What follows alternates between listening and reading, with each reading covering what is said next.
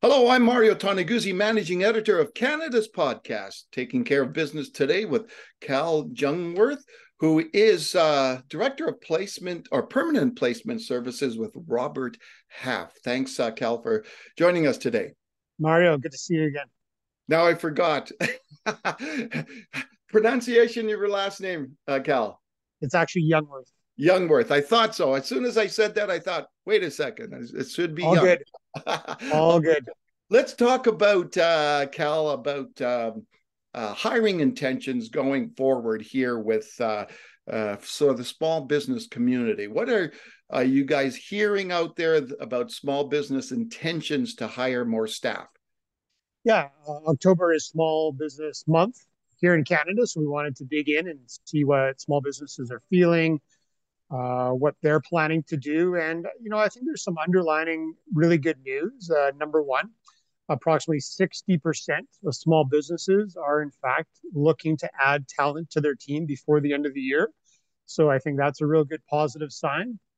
And when we dig into those numbers, about just over 50% of those organizations that are hiring at headcount are hiring because the businesses are growing. Things are relatively positive, relatively strong, so they need talent to add to their team. So that's really encouraging. But then what we did find, and the last number that I'll throw at you, is about 90% of those organizations that are hiring are finding it to be a real challenge to hire. And I'm sure that'll be something you want to dig into a little bit.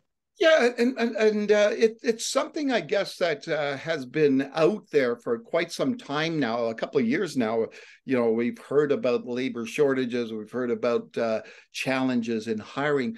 What are the dynamics in place that have, I guess, led to this situation where there are challenges to hire people?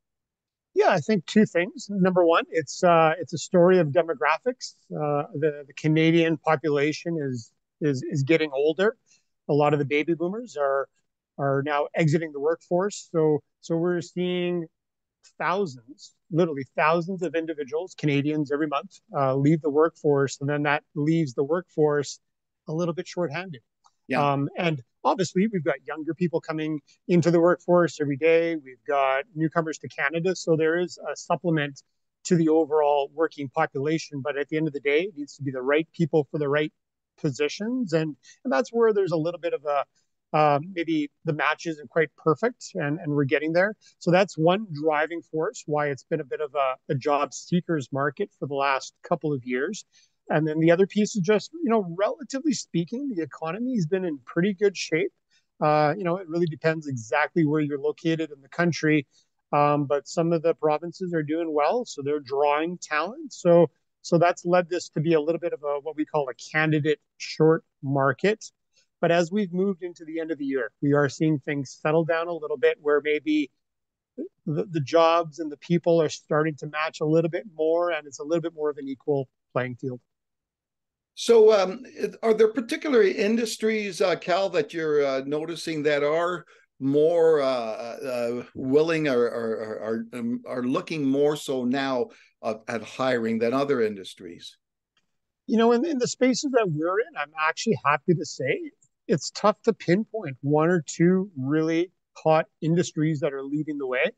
There's a lot of diversity out there, and whether we're talking to manufacturing companies, energy companies, hospitality, at the end of the day, the message has been the same throughout the year, in that everybody is looking for talent, and just about everybody's having a real tough time finding talent. So again, I think that's a little bit of a good news story in that it's not just one or two industries dominating and leading the pack. Yeah, exactly. And one of the things that we've noticed in the workforce here since the pandemic began, really, is the remote work issue out there. Well, not an issue, but just the environment that's there. And now we're seeing more and more of a hybrid model where some days you're at homes or elsewhere, or some days you're at work. Does that model work as well for small businesses, or is it more of a model that's for bigger companies? No, you know what? I'd say small businesses may be handling that particular topic even a little bit better than some larger organizations. And that's just because when you're maybe a small to medium sized organization, you may have a little bit more flexibility in terms of how you allow your teams to do what they do. It's at the end of the day, we're learning that it's not an easy topic for anyone. Yeah. Organizations are trying to figure out that, number one, if they are okay with a hybrid environment, what does that mean to them? Is that 2 days in the office? Is that 3 days in the office? If it is, let's say 3 days in the office, which 3 days? Does the entire team come in on the same 3 days? Is there flexibility there? So the deeper we've got into that topic, it's almost like a little bit more murkier the topic becomes. So I think small organizations, like large organizations, are learning what works for them specifically, because there's still a lot of attraction from the job seekers perspective. Folks are telling us, and I think we hear it and see it all the time, that people want flexibility in how they're Yeah. allowed to work. And again, flexibility means different things to everyone. So it just needs to be an open dialogue. Okay. So what do companies need, in this environment, looking for people, hard time finding people? What do they need to do to set themselves apart to attract people? Well, I think number one, it always comes down to money in some shape or form. So compensation has been a hot topic. And again, we can't look at any media, read it, see it, listen to it without hearing the topic of inflation. Yeah. So, but that's, I think, a two-sided coin, right? There's inflation from the individual perspective. The cost of living has gone up. So obviously, if our expenses have gone up, our salary becomes that much more important. So Yeah. Yeah. so that's why this topic is not going away. So organizations need to make sure that they're competitive, and that's not only for attraction purposes, but that's for retention purposes as well. Uh, I've always said the best talent attraction policy is having a good retention policy. Don't Yeah. need to hire in the first place, right? So, but where I was going with that is costs are tough for organizations as well.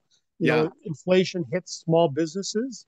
And so there's that balancing act between being able to keep your people satisfied, but obviously running a strong, healthy business. And that's not an easy balancing act. What's interesting, when we talk about retention too, you know, uh, companies that retain employees, do they are also are they also more attractive to people from the outside to come in because they see employees that have been there 10, 15, 20 years as opposed to a constant turnover? Absolutely. It's a big red flag if you interview with an organization for a specific role, and let's say there's been three people in that position over the last 3 years. Yeah. You start to ask yourself why, and why should I join this team? Whereas if you're taking, maybe you're interviewing at a role where someone's been promoted after being with the organization for a number of years, that feels better, right? So Yeah. absolutely, retention is key for attraction purposes as well, as you know. All right, super. Well, thanks, Cal, for joining us today. Thanks for having me back, Mario. All right, that was Cal Jungwirth, who is Director of Permanent Placement Services for Robert Half. I'm Mario Toneguzzi, Managing Editor of Canada's podcast, Taking Care of Business Today. Thanks for joining us.